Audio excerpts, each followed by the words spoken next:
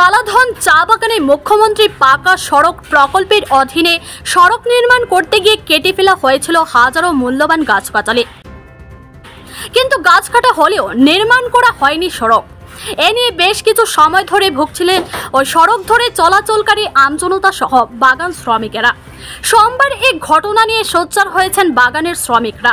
তারা বলেছেন, সড়ক নির্মাণের নাম করে বালাধন চা বাগানে হাজারো মূল্যবান গাছগাছালি কেটে উজাড় করে দেওয়া হলেও এখনও সড়ক নির্মাণের নামগন্ধ নেই। সড়ক নির্মাণ কাজ শুরু না করায় তারা নানা সমস্যার সম্মুখীন হচ্ছেন। এদিন এলাকার দরিদ্র এক ব্যক্তি অভিযোগ করেছেন, সড়ক নির্মাণের জন্য যেসব গাছ কেটে ফেলে রাখা হয়েছে ওই গাছে পড়ে তার বাড়ির এক কচি সদস্য আহত হয়েছে। তাকে পর্যাপ্ত চিকিৎসা পরিষেবা পাইয়ে দিতে ঋণ করতে হয়েছে তাকে। দীর্ঘদিন চিকিৎসা শেষে ওই কচি সদস্য সুস্থ হয়ে উঠলেও ঋণের বোঝা চেপে গেছে তার মাথার উপর। তিনি বলেন, 6 মাস হয়ে গেল গাছগাছালি কেটে সড়ক নির্মাণের জন্য হম্বিতম্বি করার, কিন্তু এত দীর্ঘ সময় পেরিয়ে যাওয়ার পরও সড়ক নির্মাণের কাজে হাত দেওয়া হলো না।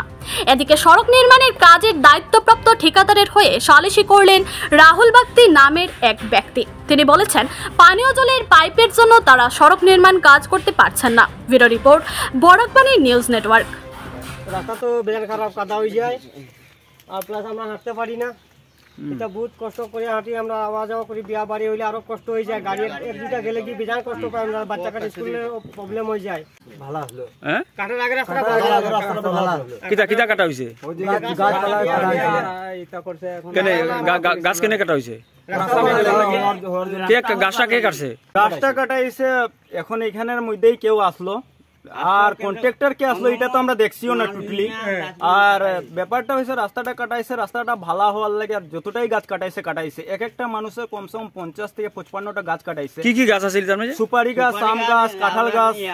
পিডব্লিউ বানাইতাম, ওই তো পিডব্লিউ বানাইতাম। প্রথম কইয়া গাছপালা সব কাটাইলো একদম।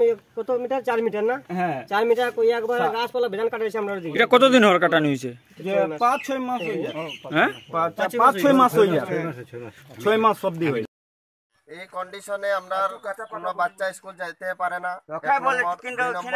রোগী ইমার্জেন্সি হইলে অ্যাম্বুলেন্স এখানে ঢুকতে পারে না, এমনকি অটো ঢুকতে পারে না।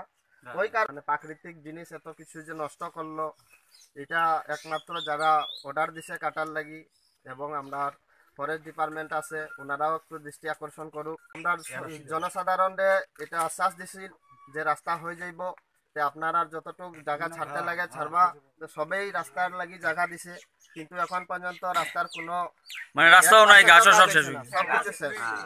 যে ইলেকশনের লাগি ভোট নেওয়ার লাগি কাজ আরম্ভ করছিল, আশ্বাস দিছিল জনসাধারণের। এখন রাস্তার কাজ 6 মাস ধরিয়া কোনো ধরনের 1% কাজ কোনো দেখা গেছে না। স্কুল এটা 52 নং বুথ সেন্টার পড়ে। আচ্ছা, এখান থেকে কত দূর? এখান থেকে 150 মিটার। তো ইলেকশন তো বৃষ্টি ছিল, রাস্তার কন্ডিশন খুব খারাপ ছিল। যে বুথ দেওয়া সব গেছে নি? সব গেছে, সাদা জল ভাঙিয়া ভোট দেওয়ার লাগি সবে গেছে। সবচেয়ে বেশি কাস্ট হইছে এখানে, পার্সেন্টেজের হার বেশি হইছে এখানে।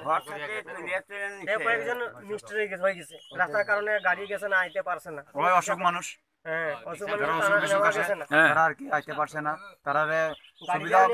সুবিধা করে আসলো, গাড়ি আসলো, অটো রাখানি আসলো, মানে যেটা অসুখ মানুষ আসলো